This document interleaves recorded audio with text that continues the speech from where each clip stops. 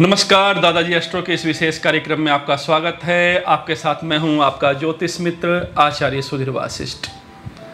आने वाली वैशाख शुक्ल पक्ष अष्टमी 9 मई को माँ बगलामुखी की जयंती है। माँ बगलामुखी 10 महाविद्याओं में 8वीं देवी हैं।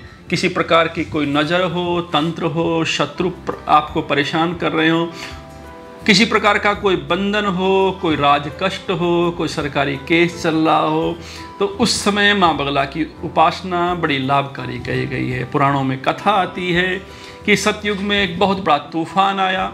उस तूफान के कारण भगवान विष्णु को ऐसा लगा कि इस तूफान से सभी प्राणियों का जीवन संकट में पड़ जाएगा। इसलिए उन्होंने सौराष्ट्र देश में, वर्तमान में गुजरात, वहाँ पर मोरबी नाम की एक जगह है और वहाँ पर हलवद नाम का एक स्थान है, वहाँ जाकर भगवान विष्णु ने तपस्या की और माँ उस हरिद्रा तट के समक्ष प्रस्तुत हुई। उनका अवतरण हुआ बगलामुखी के रूप में और माँ ने उस तूफान का स्तंभन कर दिया, उस तूफान को रोक दिया। इसके साथ साथ में एक कथा और प्रचलित होती है, प्रतीत होती है, कुछ प्रचलित भी है।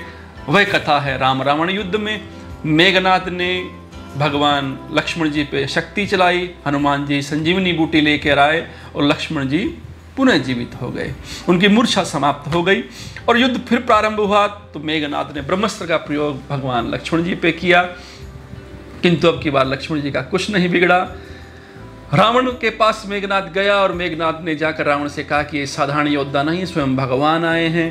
किंतु रावण ने कहा कि युद्ध अवश्य होना चाहिए, युद्ध बंद न करो, सीता को मैं नहीं दूंगा, तुम्हें विजय प्राप्त करनी है। मेघनाथ बड़ा वीर था और उसने गुफा में जाकर निकुंबला देवी की उपासना आरंभ की। कलयुग में इसी देवी का नाम बगला है, ये रावण की कुल देवी रही हैं। मेघनाथ का वध सायंकाल के समय में ही लक्ष्मण जी ने उस गुफा में कर दिया। ये कथा भी हमें कुछ शास्त्रों में मिलती है। निकुंबला ही वर्तमान में कलयुग में बगला कहलाती हैं। 8वीं देवी हैं। इनकी उपासना का समय सायंकाल है। कई लोग सोचते हैं कि तांत्रिक पूजा है, ऐसा नहीं है। भगवान विष्णु की आराध्या हैं, सात्विक देवी हैं। ब्रह्मास्त्र भी इन देवी को कहा जाता है, सब प्रकार के संकटों को नाश करने वाली है। इनका अवतरण समय आ रहा है 9 मई वैशाख शुक्ल पक्ष अष्टमी। और एक संयोग देखिए कि जो माँ का प्राकट्य दिवस होता है उसके बाद अगले दिन माँ जानकी का जन्म होता है। सीता जी का जो जनक है, जानकी जयंती है, वो वैशाख शुक्ल पक्ष 9वीं को आती है। कदाचित सीता के आने के पश्चात जो माँ निकुंबला लंका में थी वो क्रोधित हो गई रावण पे कि आपने मेरी ही शक्ति को लेकर आए हो, हरण कर कर लेकर आए हो, इसलिए निकुंबला देवी ही रावण के कुल का नाश का कारण बनी।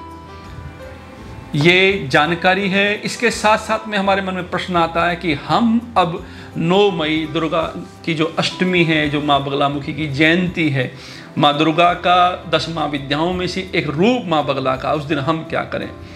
आप लोगों के लिए एक साधारण सा उपाय है और ये उपाय नज़र दोष को समाप्त करता है, तंत्र को समाप्त करता है। अभी अक्षय तृतीया के दिन बहुत गृह प्रवेश थे। विवाह के बाद और गृह प्रवेश के बाद परिवार के व्यक्तियों के द्वारा, समाज के द्वारा आप बहुत ज़्यादा हाईलाइटेड हो जाते हैं, तो ऐसी स्थिति में नज़र लगने की संभावना बढ़ जाती है। जिनका अभी अभी जस्ट मैरिड हैं, जो जिनका विवाह हुआ है वो जरूर करें। जिनके यहाँ गृह प्रवेश हुआ है तो वह इस उपाय को जरूर करें। इस उपाय में 125 ग्राम पीली सरसों आराम से आपको कहीं भी ग्रोसरी शॉप पे, पंसारी की दुकान पे मिल जाएगी। 7 हल्दी की गांठ, 125 ग्राम राई और 125 ग्राम सिंपल जो हम लोग नमक खाते हैं वो नमक आप लें। इन चारों चीज़ों को एक पॉलीथीन में बांध लें और इस पॉलीथीन को अपने आगे मंदिर में कहीं भी रख के इस मंत्र का जाप करें, ओम हलीम स्वाहा। माँ बगलामुखी का ये मंत्र है। माँ का बीज मंत्र हलीम है और पूरा मंत्र है ओम हलीम स्वाहा। इस मंत्र का 108 बार जाप करें। उसके पश्चात ये जो चारों चीज़ें हैं, 125 ग्राम पीली सरसों, 7 हल्दी की गांठ, 125 ग्राम राई जो अचार में डलती है और 125 ग्राम सिंपल नमक, सफ़ेद नमक जिसको बोल देते हैं, इसको किसी चौराहे पर रख दें, किसी पीपल के नीचे रख दें। सायंकाल में ये उपाय करें, सूर्यास्त के बाद ये उपाय करें तो ज़्यादा बढ़िया। दिन में भी उपाय कर सकते हैं। और अगर आप ऐसे स्थान पर रह रहे हैं, फ्लैट में रह रहे हैं जहाँ की चौराहा भी नहीं है और पीपल भी नहीं है, तो आप अपनी इसके टॉयलेट में भी इसको फ्लश कर सकते हैं। ये नज़र के लिए है। ये उपाय अवश्य कीजिए। हमारे चैनल को लाइक कीजिएगा, शेयर कीजिएगा, सब्सक्राइब कीजिएगा। इस प्रकार के वीडियो आप निरंतर देखते रहें, इसलिए हमारे चैनल को सब्सक्राइब जरूर कीजिएगा और बेल आइकन के निशान को दबाइएगा। धन्यवाद।